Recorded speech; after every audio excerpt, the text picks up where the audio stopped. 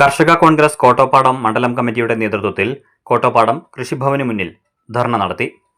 ഇടതുപക്ഷ സർക്കാരിന്റെ കർഷകദ്രോഹ നയങ്ങൾ തിരുത്തുക, നെൽകർഷകർക്ക് കൊടുക്കുവാനുള്ള തുക കൊടുക്കുക, ലോകബാങ്കിൽ നിന്നും കേര കർഷകർക്ക് അനുവദിച്ച 139 കോടി വകമാറ്റി ചെലവഴിക്കാനുള്ള തീരുമാനം പിൻവലിക്കുക, മലയോര മേഖലയിലെ കർഷകരെ വന്യമൃഗങ്ങളിൽ നിന്നും സംരക്ഷിക്കുക എന്നീ ആവശ്യങ്ങൾ ഉന്നയിച്ചുകൊണ്ടായിരുന്നു ധർണ സമരം.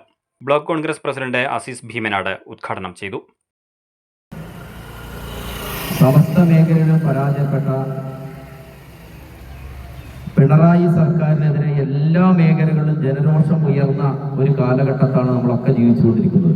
അതിങ്ങനെ മൈക്ക് കെട്ടി വിളിച്ചു പറഞ്ഞിട്ടില്ലെങ്കിലും പത്രമാധ്യമ ദൃശ്യമാധ്യമങ്ങളോട് നമ്മൾ അറിഞ്ഞിട്ടില്ലെങ്കിലും അനുഭവിച്ചറിഞ്ഞ ആയിരക്കണക്കിന് ലക്ഷക്കണക്കിന് ആളുകളാണ് കേരളത്തിൽ അങ്ങോളം ഇങ്ങോളം.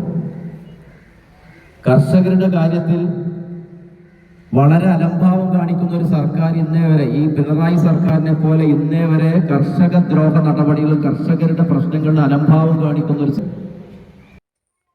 കർഷക കോൺഗ്രസ് കോട്ടോപ്പാടം മണ്ഡലം പ്രസിഡന്റ് ഉസ്മാൻ പാറോക്കോട്ട് അധ്യക്ഷത വഹിച്ചു. ബ്ലോക്ക് കർഷക കോൺഗ്രസ് പ്രസിഡന്റ് KG ബാബു മുഖ്യപ്രഭാഷണം നടത്തി.